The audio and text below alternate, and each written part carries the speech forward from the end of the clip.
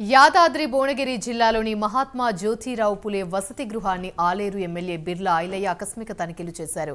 వసతి గృహంలోని తరగతి గదులు, ఆహారం, నీటి సౌకర్యాలను ఆయన పరిశీలించారు. విద్యార్థులకు మెరుగైన విద్యతో పాటు వైద్యం అందించాలని నిర్వాహకులు ఆదేశించారు.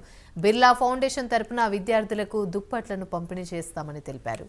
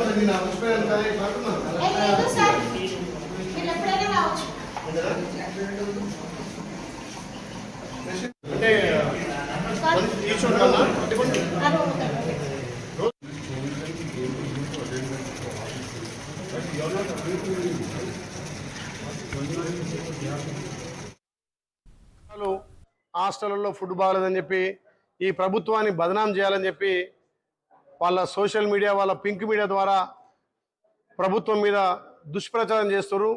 నిజంగా కూడా ఒక 450 మంది 500 మంది విద్యార్థుల హాస్టల్ చూస్తే, ఇక్కడ జ్యోతిరావు పూలే బీసీ హాస్టల్ చూస్తే నాకే ఇక్కడ భోంచేయాలనిపిస్తుంది.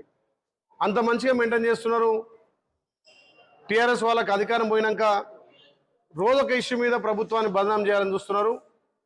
మిగతా ఆలయంలో ఉన్నటువంటి ఎస్టీ ఎస్సీ గురుకుల హాస్టల్ కూడా ప్రతి ఒక్కటి వారానికి 2 హాస్టల్ విజిట్ చేసి ఏమైనా లోటుపాట్లు ఉంటే తప్పకుండా సరిదిద్ది ఆ పిల్లలు మా సొంత పిల్లలుగా వాళ్ళకి అన్ని విధాల వసతి కల్పించి, ఇందులో చిన్నపిల్లలు చెప్తున్నారు, సార్ మాకు పొద్దున స్నానం చేయాలంటే చలి పెడుతుందంటే మరి వాడు గీజర్లా లేకపోతే హీటర్లా ప్రభుత్వంతో మాట్లాడి తప్పకుండా అరేంజ్ చేసి కొంతమంది పిల్లలకు బెడ్షీట్లు కానీ అదేవిధంగా అక్కడ వసతులు కూడా కొంచెం తక్కువ అనిపించినాయి.